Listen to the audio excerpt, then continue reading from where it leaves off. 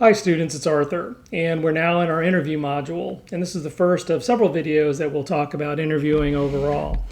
Basically, we'll be starting off with how to handle the interview sort of from a mental perspective, how to get your mind ready for the interview process because it is a very stressful time for us in the job search. This is the time where we actually get to tell our hiring manager, state our case, build our case, and convince them that we're the right person for the job.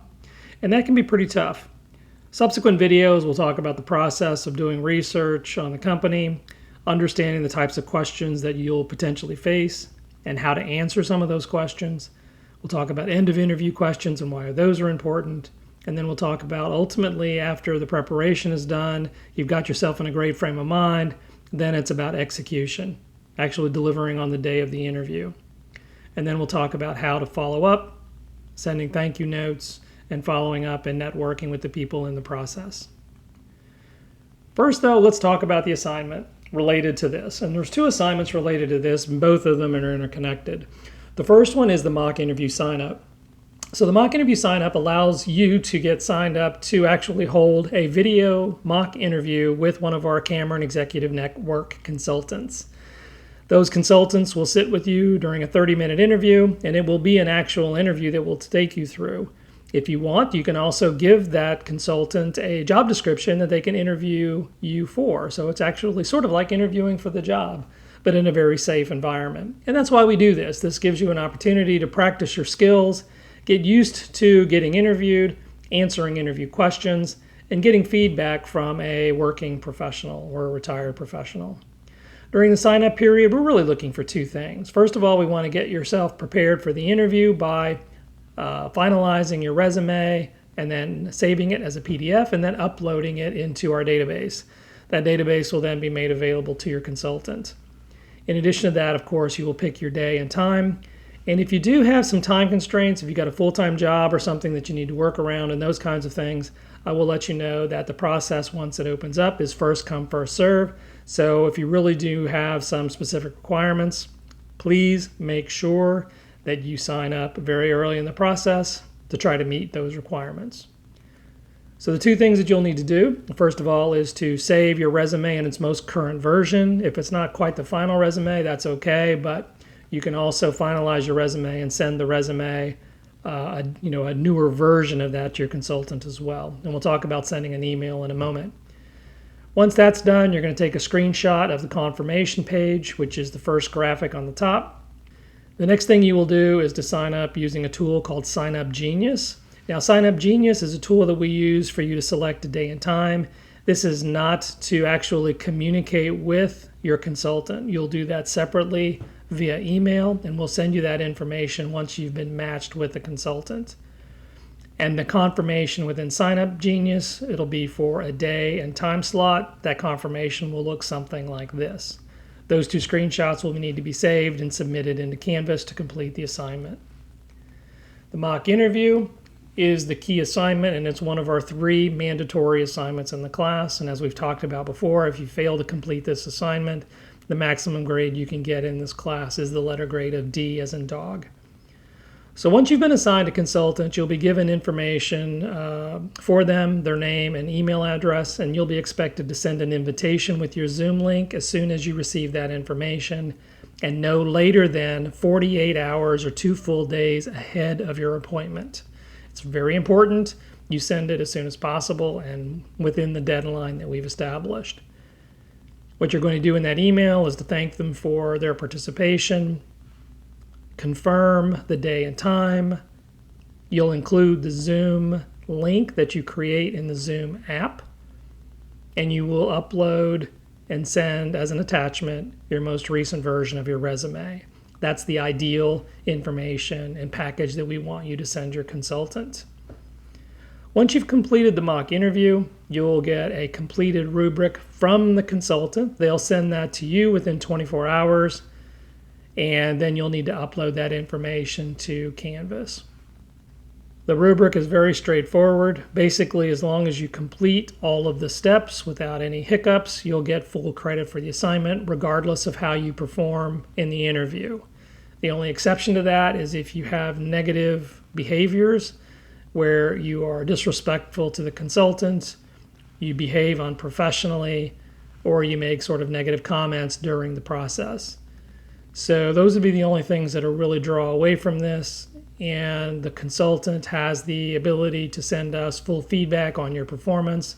So please make sure you respect them and you treat all of us professionally in terms of this course and how we treat our external partners. As we've talked about before, module resources are plentiful in this package as well. So you'll have 2 resources that you'll be able to access, one of which is on interviewing, which includes everything you ever wanted to know about interviewing and were afraid to ask, including preparing for the interview questions that you'll face, how to answer some of those interview questions, thank you letters and examples of that, basically everything that you need with respect to interviewing. We will also have in the second module resources some mock interview sample questions. This is resources that we send to our consultants, so you'll have a little bit of a behind the scenes view and a couple of videos that'll show you what an example mock interview looks like. All right. As usual, it's not about you, it's about them. Our friendly reminder in every presentation as we get closer and closer to the end that all of our preparation, we need to be convincing them that we're the ideal candidate for the role. So, a basic question, kind of a dumb question you might be asking, why do we interview? The reason I bring this up is because sometimes it's really good for us to get a good frame of mind about where each of the parties are, their frame of mind, and what their expectations are. So let's talk about that. Let's talk about this from the employer perspective first. One of the first things that we're going to do is we're going to check your qualifications. We want to see if you actually know your stuff or if you're just the product of a well-written resume and we need to move on. The other thing we're going to be looking for is cultural fit. We want to know if you're going to fit in with the team or you're going to be the odd one out. We're also going to verify your information. So basically the information that you've shared with us throughout the entire process, we're going to verify that you didn't exaggerate your achievements. We're also going to evaluate your ability to communicate and what your interpersonal skills are going to look like.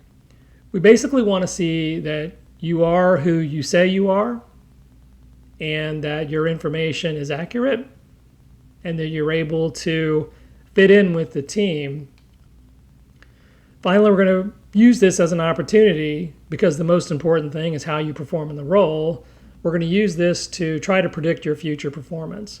We're going to ask questions that are going to dig into your work experiences, your school experiences, and you need to be able to tell us how well you've been able to handle different situations, demonstrating your skills in context and in example situations so that we know how you've performed in the past, because that's our best way of predicting your future performance.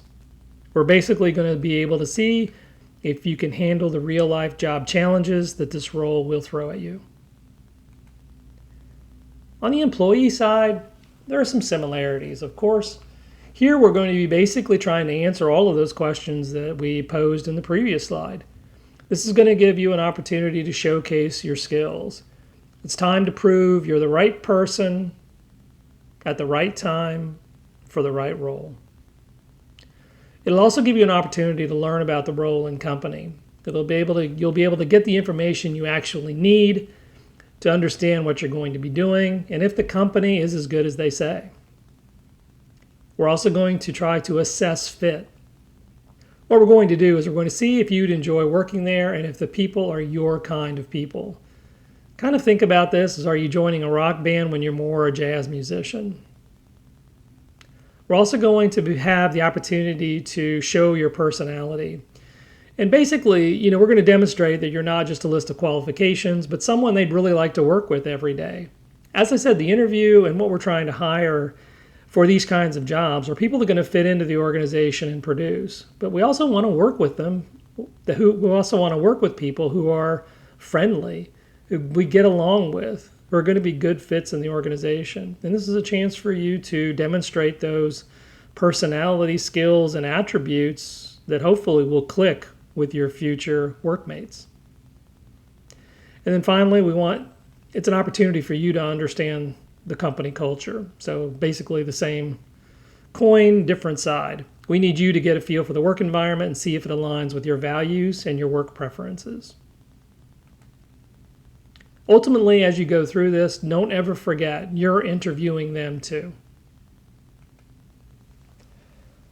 One of the most important parts of the job search and the whole interview process as well is that you have to manage your emotions, and that's essentially a roller coaster ride through this entire process.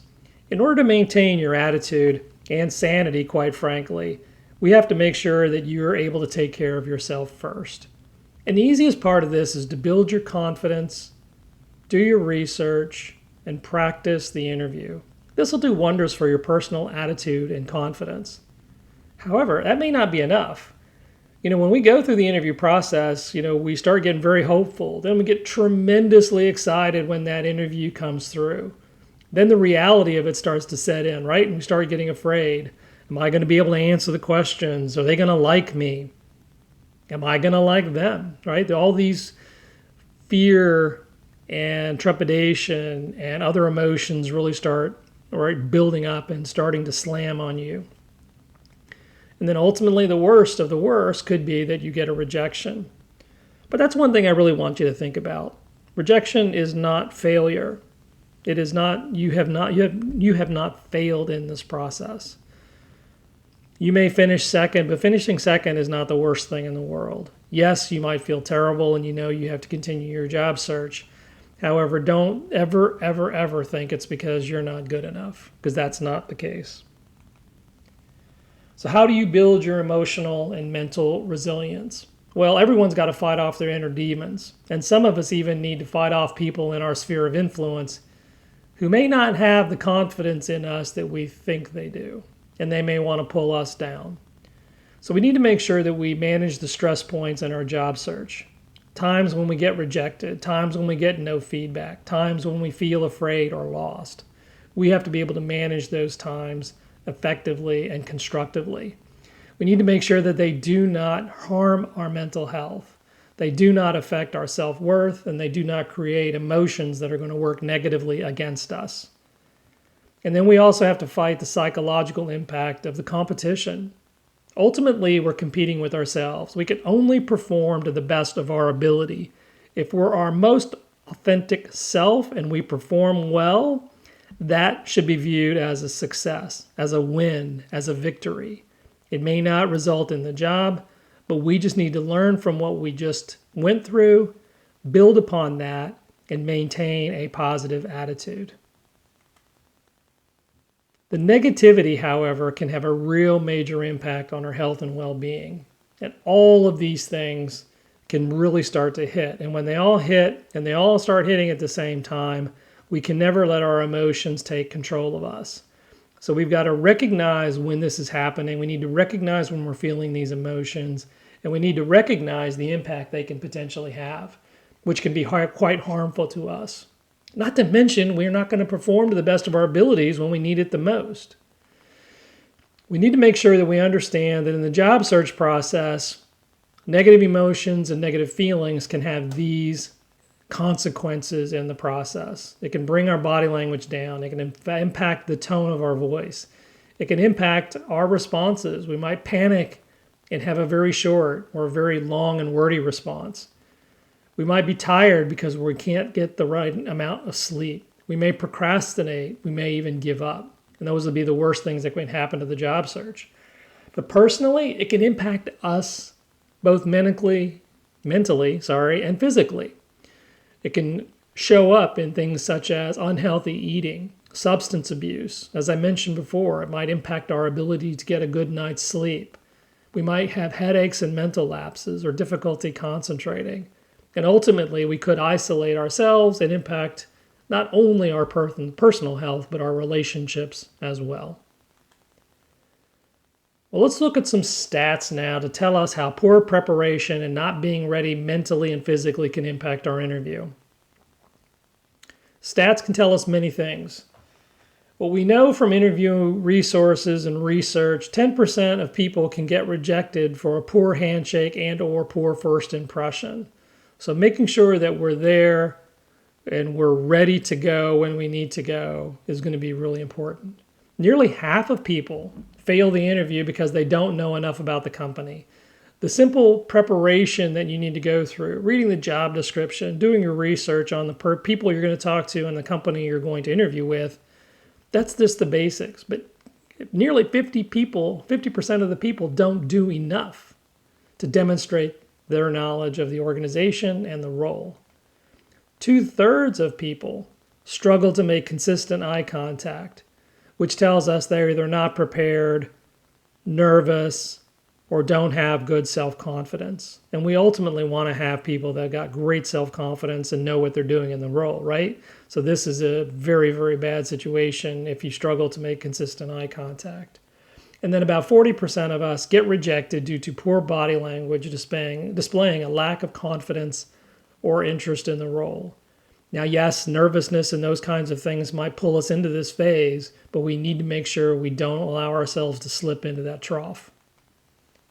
So what do we do about that? First of all, we need to understand and recognize when this happens to us and be able to recognize these emotions and being able to do something about it. One of the things we can do is we can always remember that this is a marathon and not a sprint. And we need to find what I call a search-life balance. It's your search is your work when you get to this phase of your academic career and transitioning into your professional career.